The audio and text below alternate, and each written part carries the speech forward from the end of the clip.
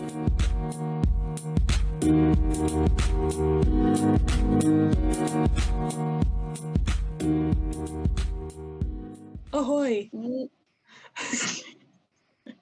Welcome to another Harris-Elmore and Genoa Libraries podcast with me, Ariel, and Sierra.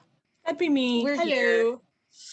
It's Welcome. November. It is November. I know. I have a lot of birthday shopping I need to do this month. Oh, same. So I'm very excited. There's a bunch going on between Thanksgiving, Veterans Day, just everyday living. It's just, there's a lot. There's a lot going on. And kind of in tune with that, we want to let everybody know that the library has a couple of new book groups that you might be interested in. So if you haven't heard about them, if you're a lover of mystery and true crime, that we have a new True Crime Tuesday book group that meets at Genoa. They talk about all things true crime, and they read books related to the subject or about a certain person. They recommend lots of different podcasts and things you can listen to that's all related to that sort of true crime thing, if that's what you're into. I know my sister's really, really into that kind of stuff. She listens to Bailey Sarian. Oh my gosh, that's a good one. And they probably talk about that as a book group. I'm sure they will. Oh yeah, I'm sure they know exactly who that is. But we also have another book group called Hometown Pride that Beck, one of our clerks, is heading up. And it's like their focus is to read books that are written by authors in the LGBTQ community or books about that community. So like that's their focus, and it's a traveling book group. So they meet either at the Elmore Library or I believe Burchard and Fremont. Correct. Right. I don't know if they're going to branch out and do other libraries, but right now those are the two that they go back and forth between. So yeah. If you want more information on any of those, you can go to our website and see what days they're meeting, what times they meet, and what books they're currently reading for each month. So yes, it's exciting. I know both groups are excited. Have good turnout, so definitely the more the merrier. For sure. So we're excited about that. Sorry, that was so much talking. I immediately got parched. That's okay. Yeah, I mean, we have a lot of stuff going on. Oh, I keep looking down because I didn't print my papers, my script, so I have it on my phone laying off to the side. So if you're watching the YouTube video, that's why my eyes keep darting down, looking. Here, what if I set it over here? That looks a little better, I guess. Yeah, I printed mine off too, just so this helps us keep on track. It does. Because if not, then we end up on the rabbit holes, and then we're there for quite some time, as you guys know. So today's going to be super, super exciting. We have a special guest star joining us. I'm excited for this. Yeah, because have you ever met him? No, I have not met him. So I'm excited. This would be, I believe it's our second person that we've asked to come on the show, interview him a little bit, ask some questions. We thought it was appropriate for November. We have a local author that is joining us today. I don't want to give away too much, but we thought it'd be great, since he served in the military, that we would highlight someone, since it's November. Veterans Day is a huge thing. Thank you to all those that have served. And we just thought it'd be great to highlight this local author. Should I say who it is before? I don't know. Do you want to read some of, like, I listed out, I found a lot of stuff from the website that kind of talks about he's had over a decade of active duty service. Yeah. He was a part of Operation Restore Hope in Somalia, supported Operation Just Cause, operations in Central America, and Hurricane Andrew relief operations. And like, there's a ton more that I couldn't list, but I'm like, that's a lot of stuff that he's done previously. And right now he was a human resource and talent management executive for over 2 decades. So if you're from Elmore, you're probably familiar with who this person is already. And he did actually have a book signing in Elmore several months ago when his book first got released. So you may already know who we're talking about, possibly. If not, do you want to tell him who it is? I was just going to say, yes, I'm going to give his full name. Mm-hmm. Now, some of you may know him as Bill, but his full name is William E. Kieffer, who will be joining us today, which I'm so excited. But there's one thing I'm so upset about, which I'm happy to say by the time that this podcast airs, we will have a couple of copies for those that wish to read his book.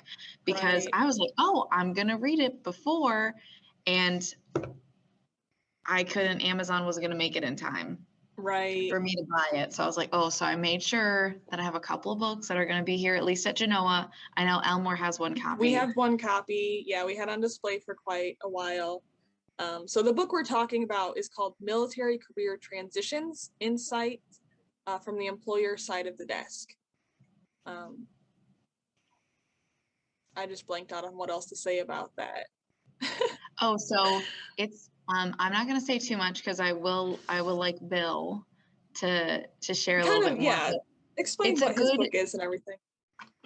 Yeah, it's a good transitional book from those that have been in the military and transitioning to civilian life is what I've read. He's had great reviews. We're going to talk about some of those later. I think it's something really good to know from someone who's been in that perspective, because it's hard to go through that stuff or help someone when you haven't gone it through yourself. That's why I think he has such great insight into that. Like, he's done so much in the military and then transitioning over, and what his work is now, and then also publishing a book. He has just a great amount of insight into that. So. Oh gosh, yeah. So I mean, I can only imagine what it's like, and you hear things, but I know. I can't even imagine what that would be like.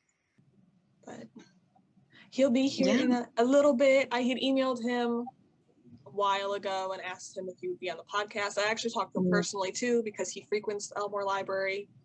And it's crazy when I make connections, because I didn't realize that he's related to one of the other patrons that comes in all the time. I had no idea, and I love this other patron. He's fun, and we talk all the time when he comes in. I had no idea that there was a relation there. So that was fun. You get to learn little things about people that you didn't know. It's a very small world out there, very small town.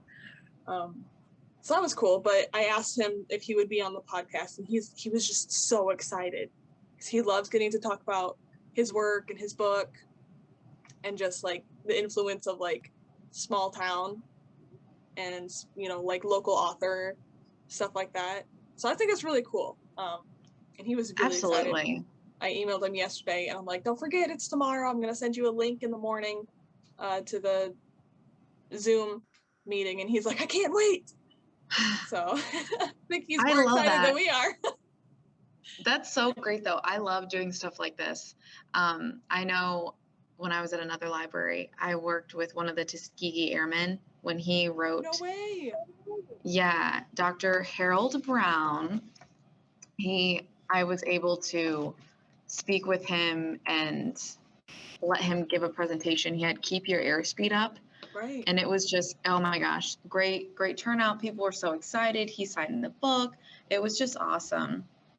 I just love doing stuff like this with local authors, especially those that are in the community and they want people to know and share their story. And it's just so fun when the community and the authors get together, and it's such a good turnout. They have good questions. They learn things. Yes. So I'm excited. So maybe depending on how this goes, maybe we can have him as well. And Genoa and see. You should. I'm sure he'd be more than happy if he's available. But yeah, absolutely. If you're a local author, or you know a local author, and you want to be on the show and talk about your book, please contact us. We have plenty of contact information on our website about the podcast or anybody at the library. We're totally into local authors. Oh my gosh, yeah. Talking about books. That's what we do. That's what we live for. That's so true. We don't read every day, Just to clarify, that's not what we do here. No. But we do like to read. Just not on Are you work time. currently reading something? Probably a book group book. Yes. So I finished quite a few books while moving. I finished Girl 1, which deals with pathogenics, which is like women reproducing without a man. Oh.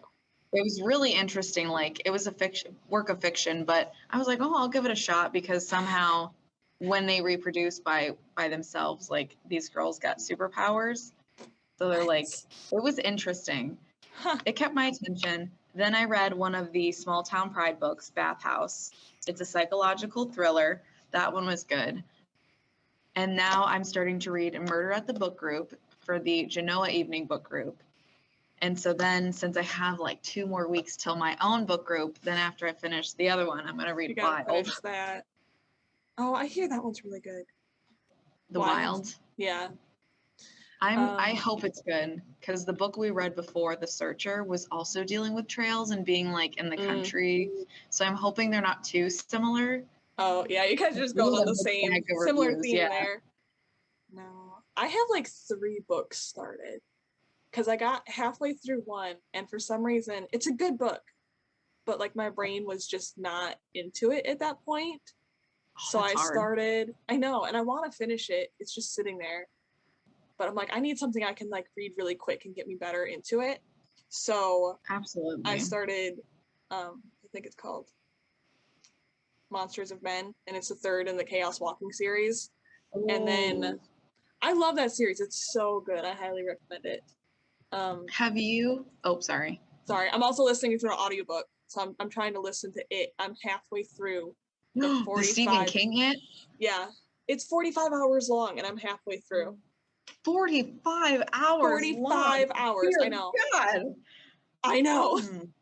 It's driving me crazy. I cram every single second of my day that I'm not busy listening to this audiobook. It's rough. That's torturous. Hey, someone's in our waiting room. Should I let him in? Yes, we can talk books later. Yeah, let's welcome our guest for today. Can I get rid of this thing over here? There we go.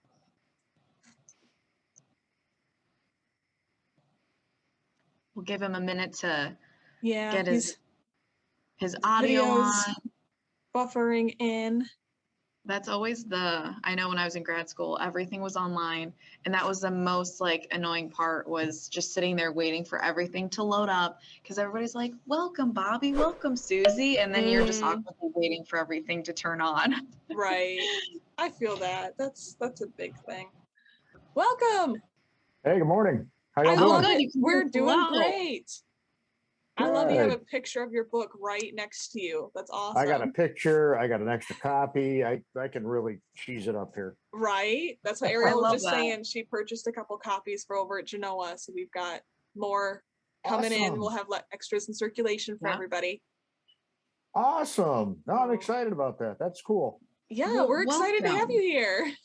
It's great to be here. Thanks. Now, I'm Ariel. I have not met you before. I'm the branch manager here at Genoa. Okay. And then you know Sierra already. Thank you. Yes. Now, is it okay? I know your full name is William. Is it okay if I call you Bill? I prefer you do. Bill's fine. Okay. Perfect. I get called William when I'm in trouble or signing legal documents. So. Oh, okay. That makes sense. Funny. It'd be like, we won't do that too. That's how my husband is. His name's Michael, but he's like, you can call me Mike. And I'm like, okay. I don't call him Mike, but yeah. I feel like anytime you've ever talked about him, you always call him Michael. Yes. I don't think I've ever heard you say Mike. No, it's not for me. Well, how are you today? Let's start there, Bill. Doing great. It's been a busy day. So already it's only 11. Oh yeah, it's I'd show you my list, my to-do list, but it's like 2.5 spiral sheet pages long. It's huge. Oh my God. I could believe that.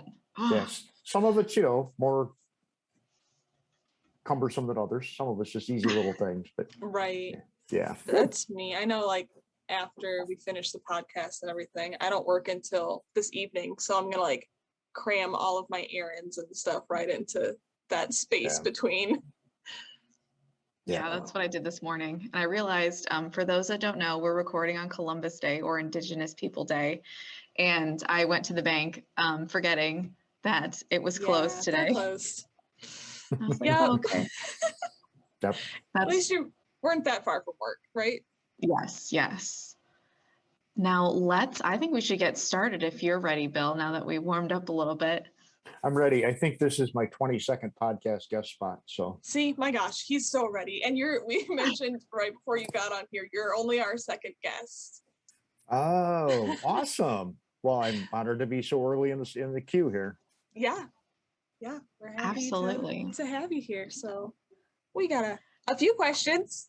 Okay. Yes, and before we start, I just wanted to mention, before you joined, we gave a little bio of you just so everyone who may have not known you already as an author or a local individual. And we were just hoping that you could go in a little bit more in depth as well, just for those that are listening or watching at home, so they can get to know you a little bit better as well. Sure. Well, let's see. I'm an Elmore native, born and raised here. I'm a Woodmore graduate. Yay. Go Wildcats. Yeah. From way too far long ago.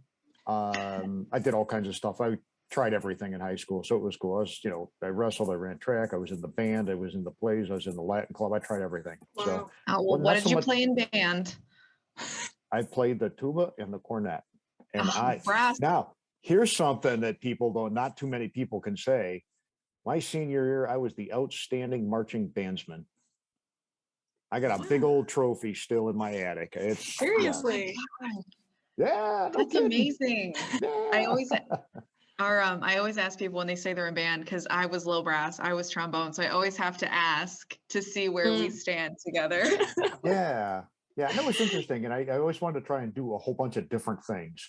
So I dabbled in everything, sports and the arts, and I did okay academically, I guess, but nothing really to speak of. Really cool though, because it's like, if you don't know what you want to do, but you want to try everything, and then you can find that one thing that you like really excel at, or that like really makes you happy. I think it's a cool idea. Yeah. So I left Woodmore, went to University of Toledo, go Rockets.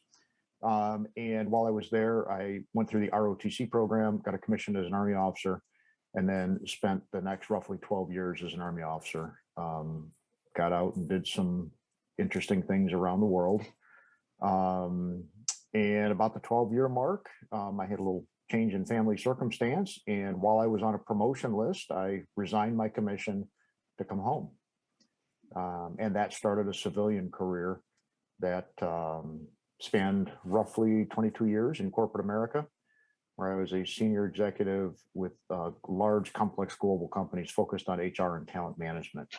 So, what kind of people do we need with what capabilities and what places at what time to do what we say we're going to do? 3 years ago, plus a couple of months, I decided that I had enough fun in corporate America. 70-hour weeks and traveling 50 to 70% of the time globally just wears a guy out. So I decided to check my finances and see if I could take a little risk. And I decided to step out on my own and start my own independent coaching and advisory firm, which is what I do today. I work from home. In 2020, COVID hit. I looked around my desk in my office and man, I got a lot of notes. I wonder if they add up to anything. And I started kind of formulating the notes and putting them together and putting them in. It wasn't quite as bad as Beautiful Mind. It wasn't that bad, but I had a lot of notes. Anyway, I put them all together and I thought, maybe I've got something here. And what it turned out to be is the book that I wrote that went live last January. And that, I got a little cheesy picture of right behind me. So my work primarily focuses on helping service members and military veterans transition from the military to corporate America. It's unique in that I offer a perspective from the employer side of the desk. I was the guy, or teams that worked with me were the people that sat on the other side of the desk when people had an interview and we go, yes, we love you, join the team, or not quite. what we need. Right. Having gone through a really difficult career transition myself out of the military, I thought there's something here I need to do to give back a little bit. So yeah, that's the Absolutely. story. Now, I love that you talked about like the interviewing process, because I looked at your reviews off of Amazon, and you have great reviews, by the way. Thank you. And somebody, and I quote, said, the knowledge and mindset shift you'll gain from this book are more than worth the price. Consider this book your ticket to avoiding the biggest mistakes veterans make in their interview process. Highly recommended. And I was like, that's so great, because it is hard to transition, especially whether it's you were a small part in the military, a larger part, every part is just as important. And I think people don't know sometimes where to start for resources to make that transition. So I'm so excited to see a veteran putting this out there for other veterans, because you've experienced it. And I know other people probably don't get to talk to other people that experience it themselves. So it's harder to make the connection together. It is. It's a tough transition, because the military is a very specific culture. And it's there for a reason. And it's evolved over, centuries. And if you're a first term service member, you come out, you've really been out of the job market, 4 or 5, maybe 6 years. It's still hard, because you get so acculturated to a specific world that it kind of changes how you look at the rest of the world. Not necessarily in a bad way, but it is different. So what I try to offer, it's a play on an Army thing called intelligence preparation of the battlefield. I used to teach that. I taught graduate school for the Army for 2 years at Fort Lee, Virginia, and we taught IPB, or intelligence prep of the battlefield. And what that does is look at what's in front of you in its various dimensions to help you understand how to approach it and how to operate in that world. So I use some of the concepts there in the book. And when I coach service members, say, okay, look, you were trained and prepared for certain kind of battlefields you had to operate in. This is a career battlefield right now, not in a combat way, but in a different way. So let's look at it in all its different dimensions. What are the people and the processes and the tools and techniques and the employment environment and all that to help you better prepare for where you're going? That's an interesting approach. I guess it's more like relatable to them than.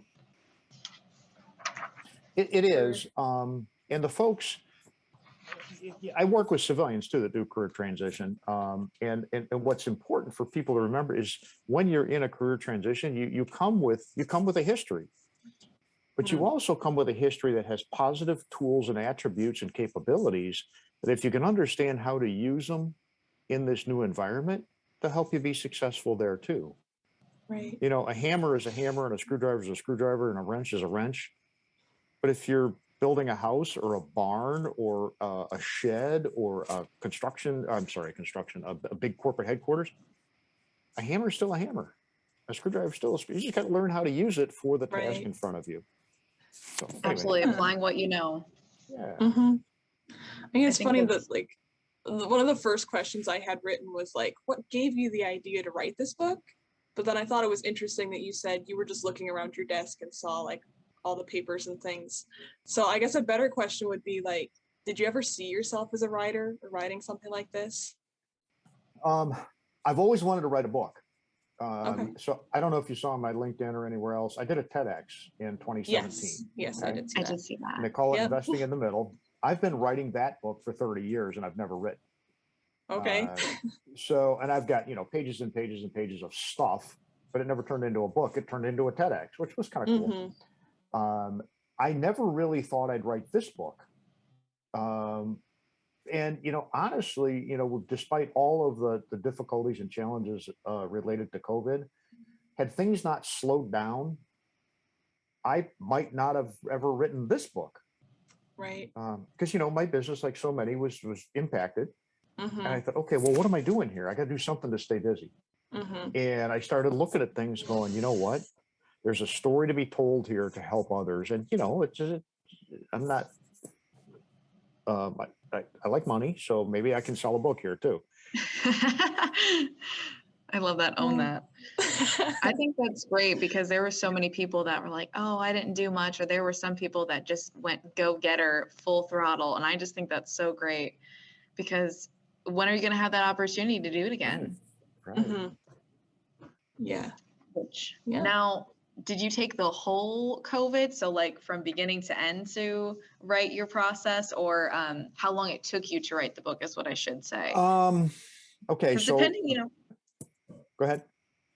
I was just going to say, depending on how fast you write or how well your notes are, because I know I look back at my notes, I'm like, what did I write here? And I have to refigure out what I was trying to tell myself. It could take a while. Well, it was really interesting. It took me less time to write the book than it did to edit it and figure out what I'm going to do to get it actually out in the world. I think I actually wrote the book in probably 3, maybe 4 months. Seriously.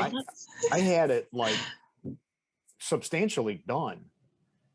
I even came up with a cover design, which is not this one, by the way. But then I had to do the research to go, how do I make all this stuff a book? I mean, I had a manuscript. Right. And if you've seen it, you'll see there's a bunch of graphics and there's stories. I built every one of those graphics. They're all mine. Oh, wow. Yeah. So it's like, now what do I do? Well, let's call a publishing place or not. So I called some friends that were authors. A good friend of mine was a former head of talent management for General Motors. She's written several books, and she recommended business-focused books. And she recommended I don't know what they're actually called. I call them my publishing partners. They helped me do the copy editing and cover design, and they kind of advised on what to consider when I'm choosing whether to go with a publishing house or self-publish. I chose to self-publish on Amazon. And that whole process from, how do I do this to finding the right partner and then working through all of that to actually come in live took longer than it did to write the book. It's a very rough process because especially if you don't have those good people from the start, it makes it a lot harder. It's not nearly as smooth as it could be if you were placed with the right people at the get-go. And I didn't know what I didn't know. Early on, they said, well, do you want a developmental edit? Maybe. What is it? Right. I was going to say, could you share I don't know what that is. Yeah, it's like, no, yes, maybe, I don't know. So they explained it, and that's where they go beyond just copy edit and, grammar and all that. I mean, it is full. How does the story flow? And it's really in depth.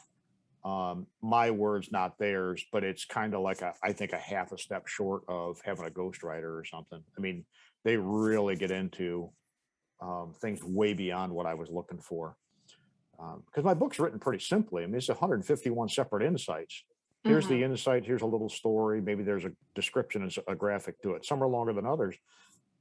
There's not a lot of development you got to do with that. It's a bunch of ideas.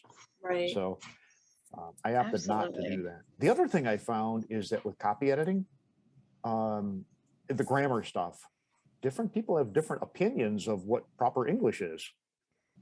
Yes. Oh, yeah. I definitely agree with that.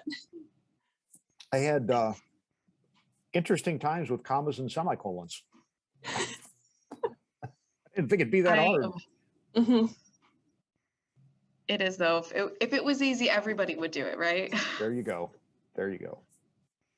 Now, I'm curious about your book cover journey as well, because I know you mentioned that this wasn't where you started. Was it very different from where you started, or somewhat similar? Oh, no. I had the title. They didn't, the title's the title. I had that early on. But my original cover, I viewed this thing as a journey, right? I am in the military. I'm journeying through transition to land somewhere else. So I had a couple different iterations of that. Always came back to kind of a white background with a highway, like a perspective shot of a highway, larger at the top, small, or larger at the bottom, small at the top of the yellow, limestone. And I thought that was just the coolest idea in the world. And then I found out there's a reason I don't do graphic design. When they proposed this, and they proposed a bunch of variants that I think, I don't know, maybe a dozen different possibilities that I actually didn't like this one when it first came out. I didn't like it at all. Because I thought that character in the middle was too abstract. I thought it was just, it looked like a big old blob. And that didn't send the message I was looking for. So we played with a few versions of it. And we came up with what, obviously what we produced.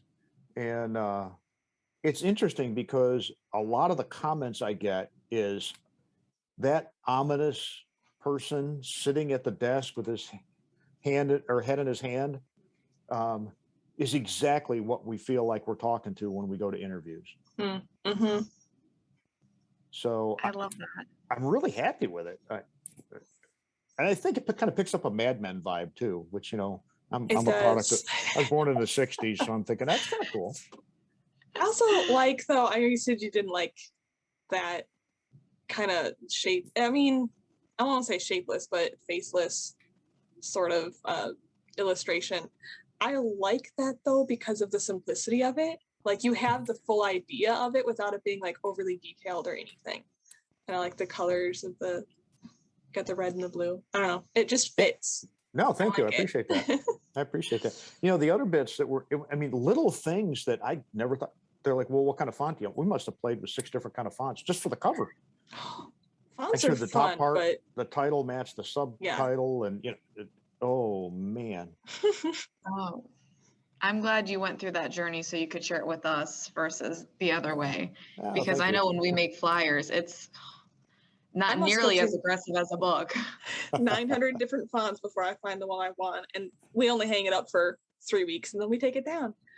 Well, yeah, and it's funny. Some of it was pretty humbling, because I was specifically on the cover. It's like I had a really good idea of what I wanted on there, and they were like, "That may make sense to you. That's not what it says to everybody else in the world." Oh, so, yeah.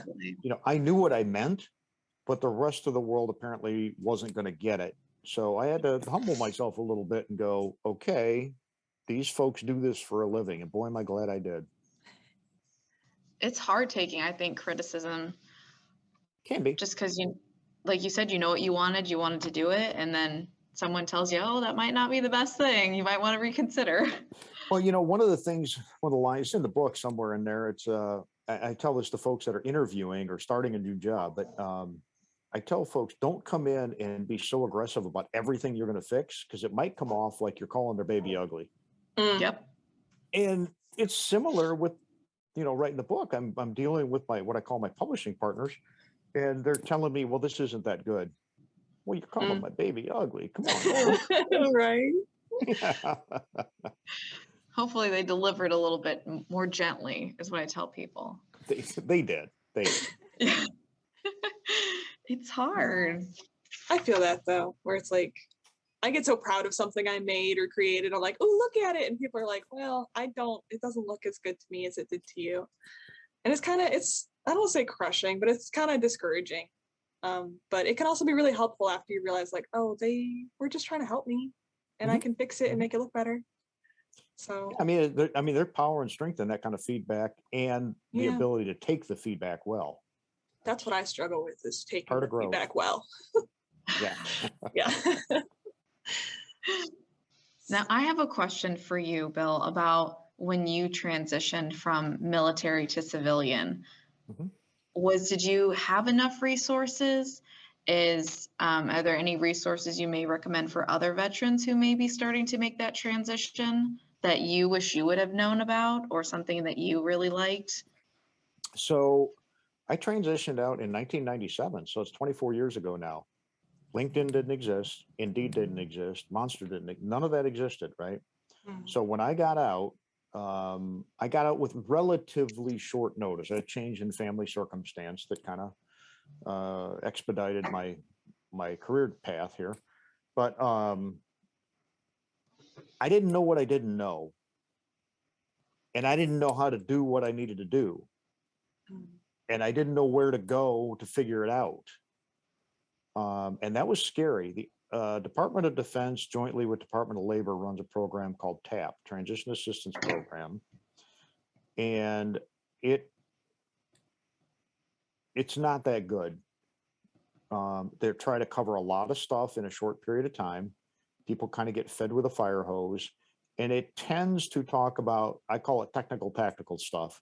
It's basic, almost administrative stuff. relative to the work that they do on career transition for jobs, it's like, here's what a resume is. Here's a couple of, and I'm simplifying it for the purpose of the discussion, but you need a resume, and this is what 3-4 examples of resumes. And by the way, there's LinkedIn, and here's some things you need to pay attention to. And interviewing is a thing, and here's a few ideas. Good luck, God bless. We'll talk to you later.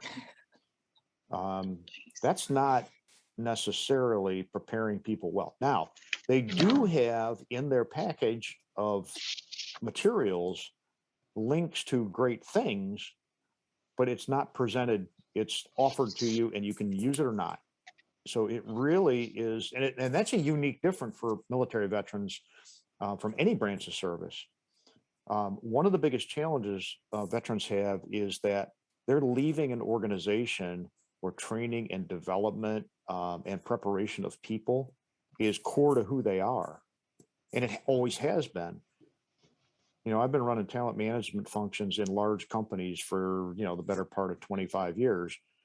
And I have never seen a company that does talent management as well as the military.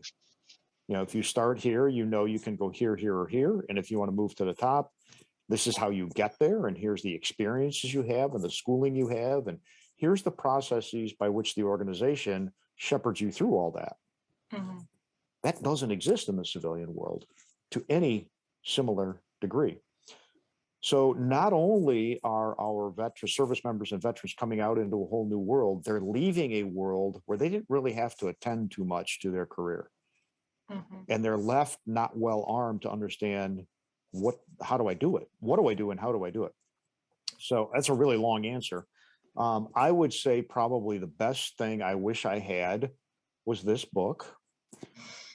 Come on, that was a blatant plug. I had to put that. I was waiting for it. Yeah. We opened the door for it.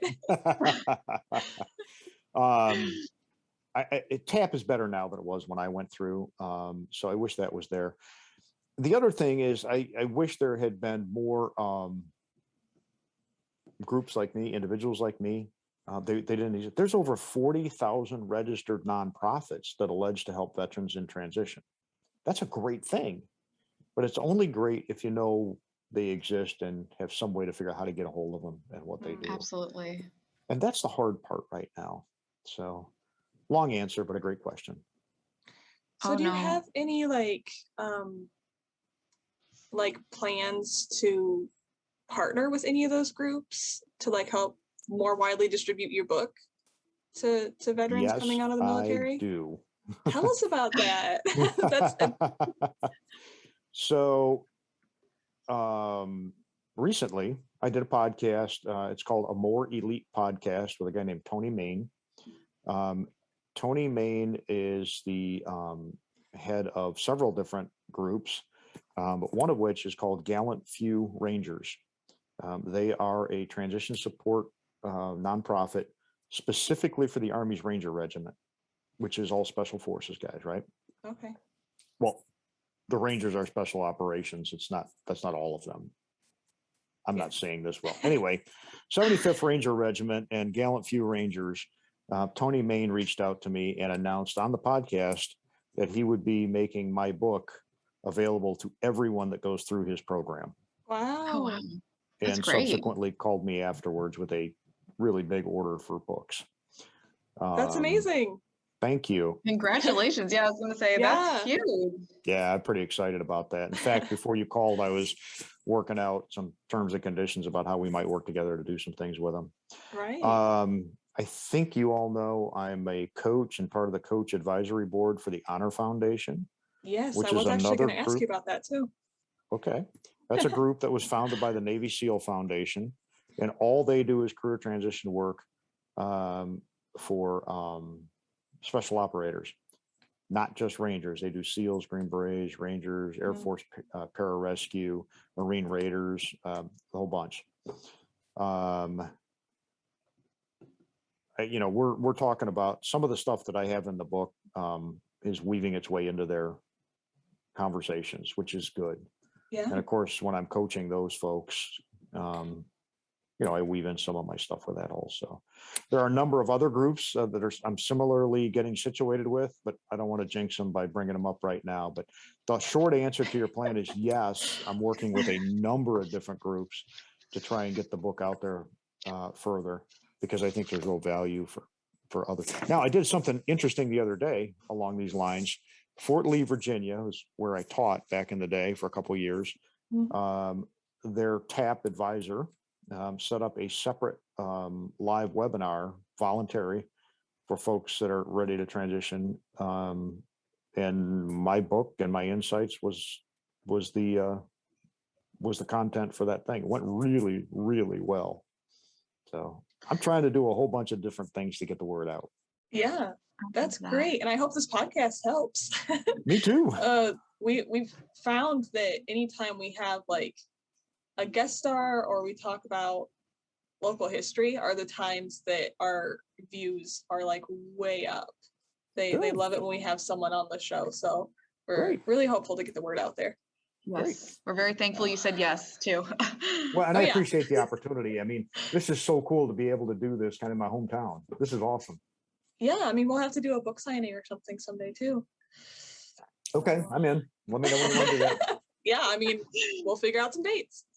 Good deal. Absolutely. Yeah. And I do have one more question as well. I know that we've been talking a lot about transitioning from being in the military to coming out of it, but would you recommend people that have already been out of it to read the book? Because I think it's never too late, but I mean, you would know firsthand. No, I think they should. And there's study by I think Syracuse University Institute of Military Veterans and Families. Institute of Veterans and IVMF, Institute of Veterans and Military Families. Anyway, the study's a little dated now, a few years old, 17, I think it was. Over 40% of military veterans leave their first civilian job in the first year.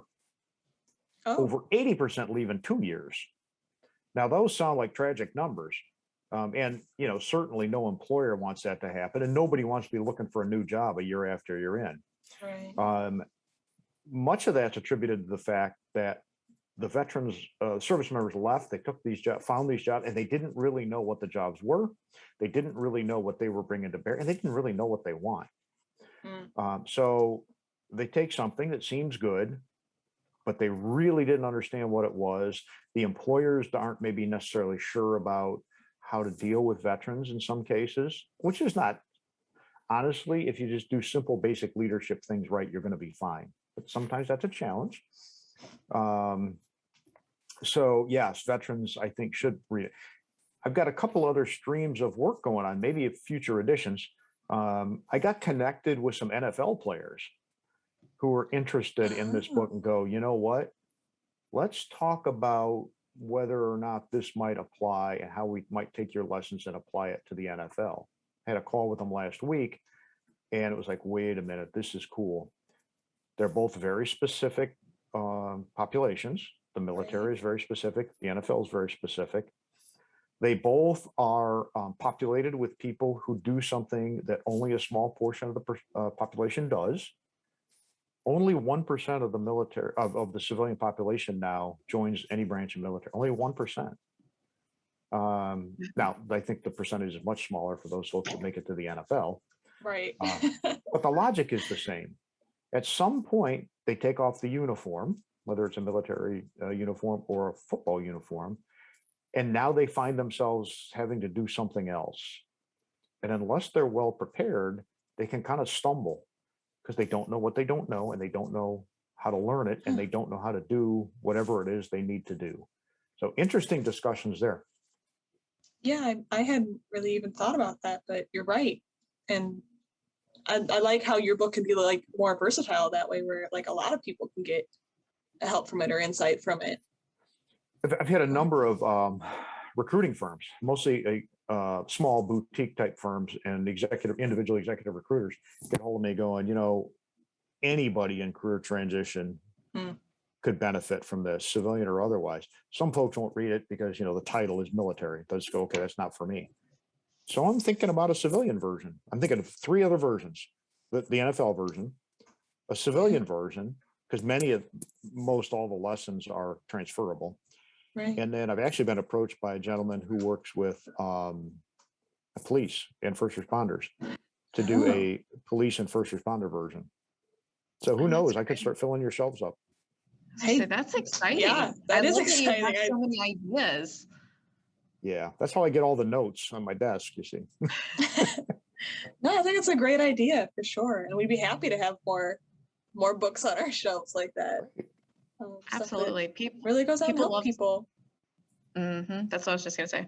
Yeah. Sorry. Took the words right out of your mouth.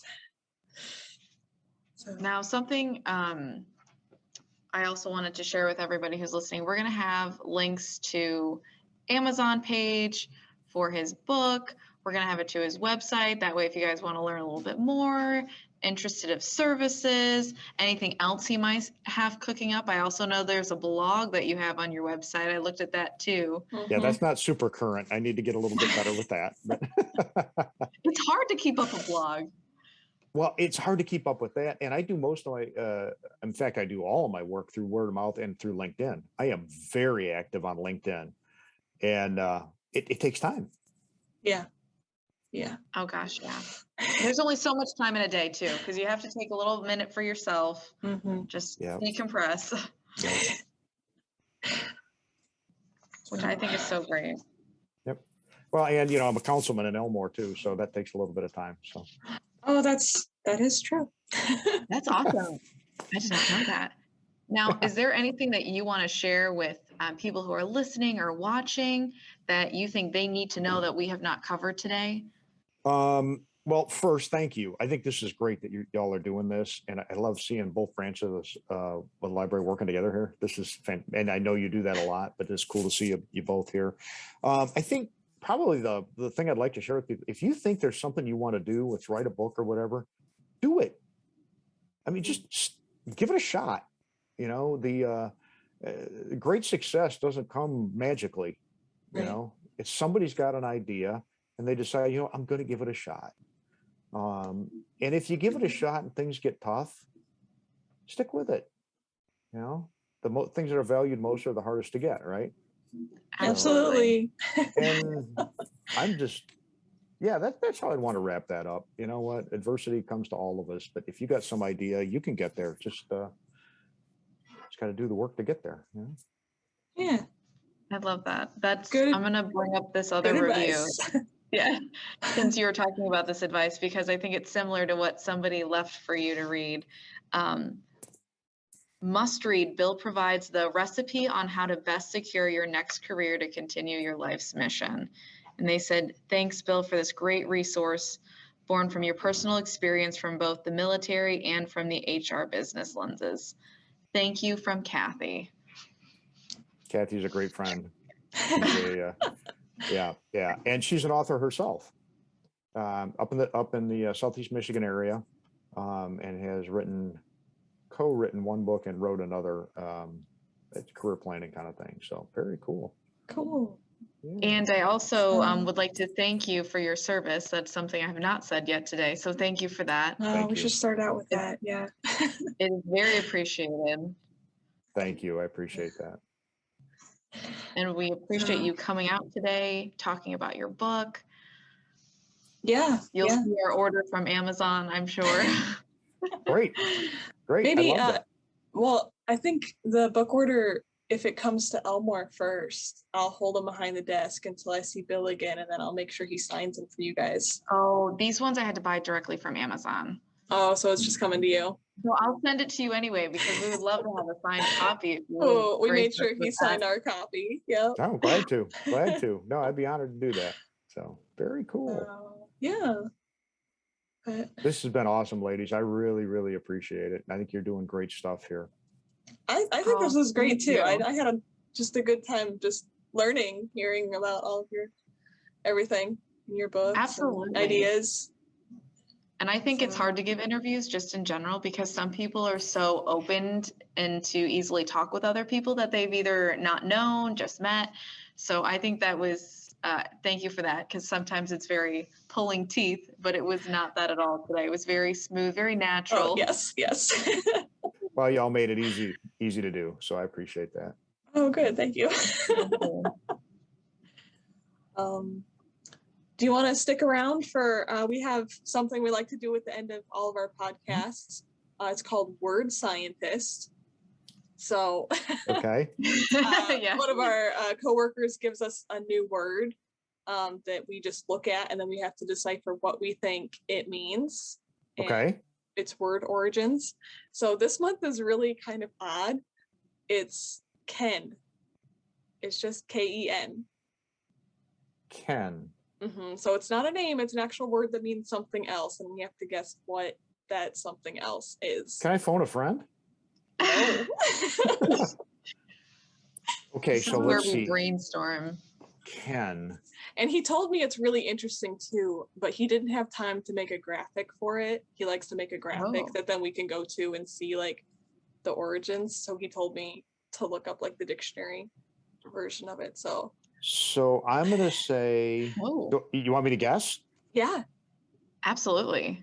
I'm going to say Ken is Nordic or Scandinavian. Oh. Okay. And I think it is a description of a preserved fish product for consumption in midwinter. Wow. That was very specific. So specific. I'm making it all up. I don't have a clue what it is. Love that. That's great. Because I was thinking of almost like spelling of something Asian, but if it's in the English dictionary, I don't think it would be that per se. Yeah, When do we get to find out what it really is? Yeah, I'm gonna Google it here on my phone to see. Oh boy. Because usually we've had a few words on here where we've had to pronunciate the words and pronounce it, and it was so just much worse. Oh, so bad. So bad. Oh, I almost want to know if it's like it can't be an adjective. Maybe it can be. Get it? Yeah. I almost want to say it's like it could be a landmark of something, like you're such a Ken. I don't know if like Oh. Yeah, I don't know. I had no ideas for this one. But according to the dictionary, it is a noun. It is a range of perception, understanding, or knowledge. So, for example, abstract words that are beyond the ken of young children, or like beyond the perception of. Okay. The second definition is a range. Fish. A range of vision. It is not preserved fish, but I love that. I wish it was that. Yes. I love that you said it with confidence too. You were going in there, and I love that. I figured if I'm gonna dive in, I might as well dive boldly. That's what my band director used to say. If you're gonna play the note wrong, do it with confidence. There you go. I want to see if I can find what the origin is. See, I'm not sure, like some of the words we've learned on here, you can easily apply to everyday life. Like, oh, I have a Mel drop, let me go grab a tissue, which is just, a little bit. That's your favorite one. Yeah, Nathan did a really good job of that one. And this one, I'm not sure if I'll be able to transition into a daily life like that.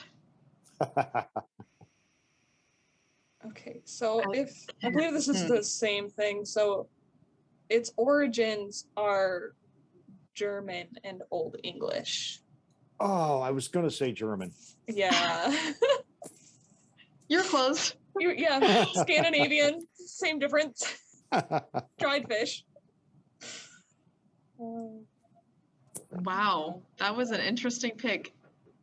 I know. I hope he still makes a graphic for it because I love seeing his graphics. I think he links them on the website now.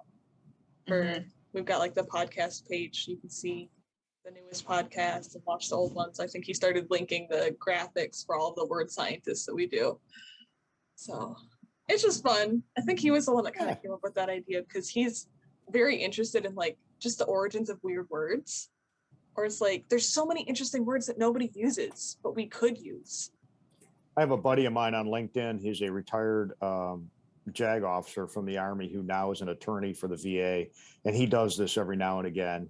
And man, does he come up with some abstract stuff.